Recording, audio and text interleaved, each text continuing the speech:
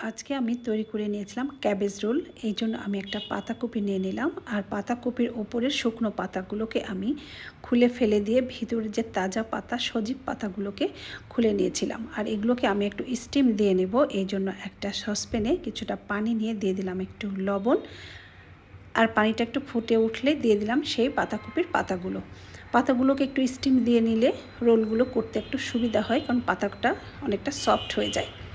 তো হালকা একটু স্টিম দিয়ে নেব, সেভাবে সিদ্ধ করব না। তো হালকা একটু স্টিম দেওয়া হয়ে গিয়েছে। পাতাগুলোকে এখন আমি তুলে নিয়ে একটা ঝাঁঝরিতে পানি ঝরাতে রেখে দিব।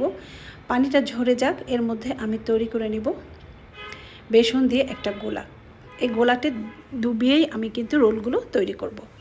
তো গোলাটা আমি তৈরি করব আমরা যেভাবে বেগুনের জন্য গোলা তৈরি করি ঠিক সেভাবে। আর আমি এবার তৈরি করে নিব সেই রোলের পুরটা। আমি আগে থেকে আলু সিদ্ধ করে রেখেছিলাম। আলুগুলোকে ম্যাশ করে নিয়ে দিয়ে দিলাম স্বাদ মতো লবণ, একটু কাবাব মশলা, মরিচ কুচি, দিয়ে দিলাম গাজর কুচি, আর দিয়ে দিব সিদ্ধ করে রাখা মটরশুঁটি। আর আমি আগে থেকে একটু গরুর মাংস একটু কিমা করে রেখেছিলাম, সেটা দিয়ে এখন ভালোভাবে এটাকে মাখিয়ে নেব। তো ভালোভাবে মাখানো হয়ে গেলে কিন্তু আমার পুরটা একদম রেডি। আমি এখন রোলগুলো তৈরি করে নেব। নিয়ে নিলাম একটা পাতাকপির পাতা, ভিতরে দিয়ে দিলাম সেই পুরগুলো। এখন এটাকে ফোল্ড করে নিয়ে একটা রোল তৈরি করে নিব। আমরা যেভাবে ভেজিটেবল রোল তৈরি করি ঠিক সেইভাবে। সেইখানে আমরা সিড ব্যবহার করি, এইখানে ব্যবহার করব পাতাকপির পাতা। আমি আরও একটা রোল তৈরি করে দেখাচ্ছি। একটা পাতাকপির পাতা নিয়ে নিলাম, ভিতরে দিয়ে দিলাম সেই পুর। এখন আমি পাতাকপির পাতাটা ফোল্ড করে নিলে কিন্তু রোলগুলো তৈরি হয়ে যাবে। তো এভাবে আমি সব রোলগুলো তৈরি করে নিব। তো আমি কয়েকটা রোল তৈরি করেছিলাম ভিতরে চিজ দিয়ে, সেটাও তোমাদের সাথে শেয়ার করছি।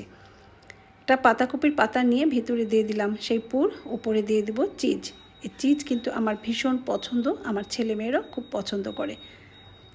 তো এখন এটাকে ফোল্ড করলে কিন্তু রোলগুলো তৈরি হয়ে যাবে।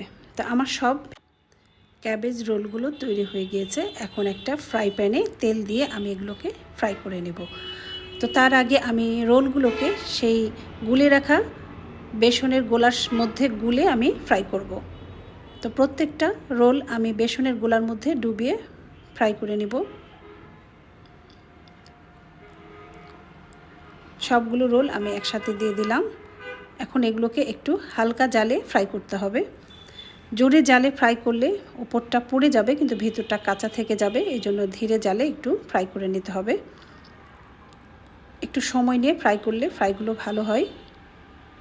তো আমার ক্যাবেজ রোলগুলো ফ্রাই হয়ে গিয়েছে, আমি এখন তেল থেকে তুলে নিব। তো আমার রোলগুলো কিন্তু একদম রেডি। খেতে কিন্তু দারুণ হয়েছিল, ট্রাই করে দেখতে পারো।